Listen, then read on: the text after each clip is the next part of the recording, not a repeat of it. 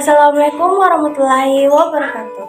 Hello everyone, kembali lagi bersama kami mahasiswa dan mahasiswi Universitas Negeri Makassar, jurusan Pendidikan Teknologi Pertanian dari kelas B angkatan 2022. Di video kali ini kami akan mempresentasikan sebuah materi yang berjudul tentang bimbingan dan konseling pada mata kuliah profesi kependidikan.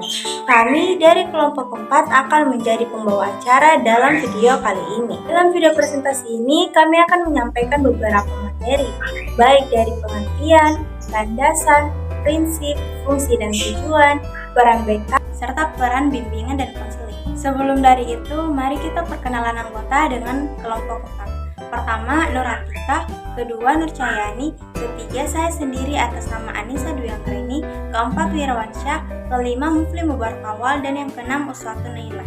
Baik, saya sebagai pemateri pertama akan menyampaikan materi tentang pengertian bimbingan dan konseling, di mana bimbingan dan konseling merupakan proses bantuan atau pertolongan yang diberikan oleh pembimbing atau konselor kepada individu atau konseling melalui pertemuan tatap muka dan hubungan timbal balik di antara keduanya agar konseling mempunyai kemampuan atau kecakapan melihat serta menemukan masalahnya dan dapat memecahkan masalahnya sendiri. Baik, materi selanjutnya yaitu tentang landasan bimbingan dan konseling. Bimbingan dan konseling atau BK merupakan bidang yang memiliki landasan multidisipliner. Oleh karena itu, seorang guru BK perlu untuk memahami landasan teoritis yang mendasari bidang ini. Berikut adalah penjelasan mengenai beberapa landasan guru BK. Yang pertama yaitu landasan hukum. Landasan hukum adalah landasan yang menjadi dasar bagi pelaksanaan BK di Indonesia, yaitu Undang-Undang Nomor 20 Tahun 2003 tentang Sistem Pendidikan Nasional dan Permendikbud, di mana Nomor 81A Tahun 2013 tentang bimbingan dan konseling di sekolah menjadi dasar hukum pelaksanaan BK di sekolah. Dalam undang-undang tersebut dijelaskan bahwa BK merupakan bagian dari pendidikan yang bertujuan untuk membantu siswa dalam mengembangkan potensi diri secara optimal. Kemudian yang kedua yaitu landasan filosofis. Landasan filosofis merupakan landasan yang menyangkut nilai-nilai yang mendasari BK sebagai sebuah bidang dalam pendidikan. Dalam BK, landasan filosofis yang digunakan adalah humanisme dan eksistensialisme.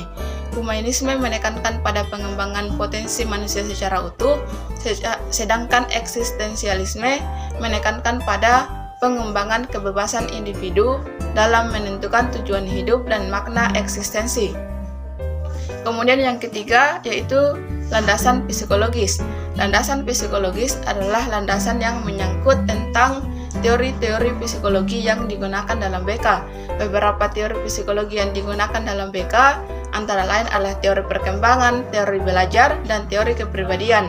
Teori perkembangan membantu guru BK dalam memahami bagaimana perkembangan individu terjadi, sedangkan teori belajar membantu guru BK dalam memahami cara individu belajar dan merespon lingkungan. Teori kepribadian membantu guru BK dalam memahami berbagai karakteristik dan ciri kepribadian individu. Kemudian yang keempat yaitu landasan religius. Landasan religius merupakan landasan yang menyangkut tentang nilai-nilai keagamaan yang diterapkan dalam BK. Dalam BK, nilai-nilai religius digunakan untuk membantu siswa dalam mengembangkan nilai-nilai moral dan spiritual yang positif. Nilai-nilai religius yang umumnya digunakan dalam BK di Indonesia adalah nilai-nilai Islam, Kristen, Katolik, Hindu, Buddha, dan Konghucu. Kemudian landasan selanjutnya yaitu landasan sosial. Budaya landasan sosial merupakan landasan yang menyangkut nilai-nilai sosial dan budaya yang diterapkan dalam BK. Dalam BK, nilai-nilai sosial dalam budaya digunakan untuk membantu siswa dalam memahami dan menghargai berbagai keberagaman yang ada di masyarakat. Hal ini penting untuk membantu siswa dalam mengembangkan kemampuan untuk berinteraksi dengan orang lain dengan cara yang tepat dan menghargai perbedaan. Kemudian yang keenam yaitu landasan iptek. Landasan iptek atau ilmu pengetahuan dan teknologi merupakan landasan yang menyangkut tentang penggunaan teknologi dalam BK. Dalam era digital seperti sekarang, teknologi menjadi bagian yang penting dalam BK. Guru BK perlu menggunakan teknologi yang tepat untuk membantu siswa dalam memperoleh informasi dan memperluas wawasan mereka dalam berbagai aspek kehidupan. Kemudian landasan terakhir yaitu landasan pedagogis. Landasan pedagogis merupakan landasan yang menyangkut tentang bagaimana cara-cara pembelajaran yang digunakan dalam BK. Dalam BK, guru perlu memahami prinsip-prinsip pembelajaran yang efektif dan inovatif untuk membantu siswa mencapai tujuan BK. Beberapa prinsip pembelajaran yang sering digunakan dalam BK antara lain adalah pembelajaran aktif, kolaboratif, dan konstekstual. Prinsip bimbingan dan konseling. Konselor harus tetap mempertahankan sikap profesional tanpa mengganggu keharmonisan hubungan antara konselor dengan personal sekolah lainnya dan siswa. Konselor harus memahami dan mengembangkan kompetensi untuk membantu siswa-siswa yang mengalami masalah dengan kadar yang cukup parah, serta bentuk-bentuk kegiatan lainnya. Konselor harus mampu bekerja sama secara efektif dengan kepala sekolah, memberikan perhatian dan peka terhadap kebutuhan, harapan, dan kecemasan-kecemasannya.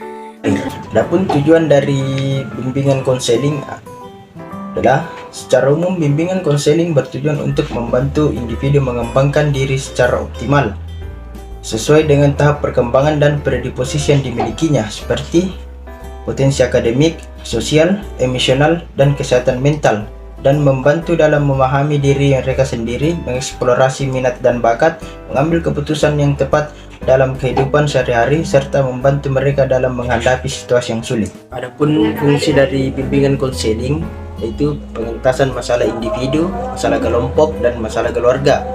Yang kedua, membantu individu dalam mengembangkan keterampilan berkomunikasi, hubungan interpersonal, dan keterampilan hidup. Dan yang ketiga, memberikan informasi tentang pendidikan, pelatihan, dan karir. Peran guru dalam bimbingan dan konseling.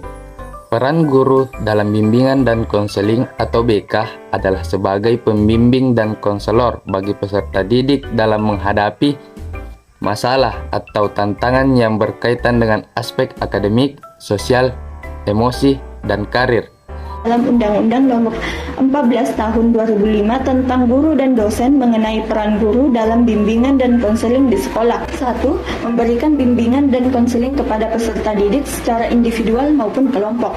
Kedua, menyusun dan melaksanakan program bimbingan dan konseling di sekolah. Yang ketiga, memberikan informasi kepada peserta didik mengenai potensi diri, bakat, minat, beserta peluang karir di masa depan.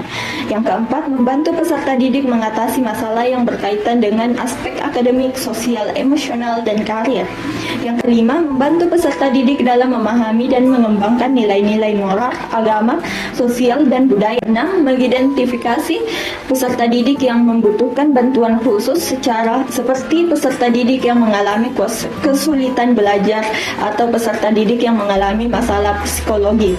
Yang ketujuh, mengkoordinasikan dengan pihak lain seperti orang tua, guru bidang studi, dan ahli konseling untuk memberikan dukungan yang terbaik bagi peserta didik. Yang ke-8, menyampaikan laporan dan evaluasi berkala mengenai kegiatan bimbingan dan konseling yang dilakukan kepada kepala sekolah, orang tua, dan peserta didik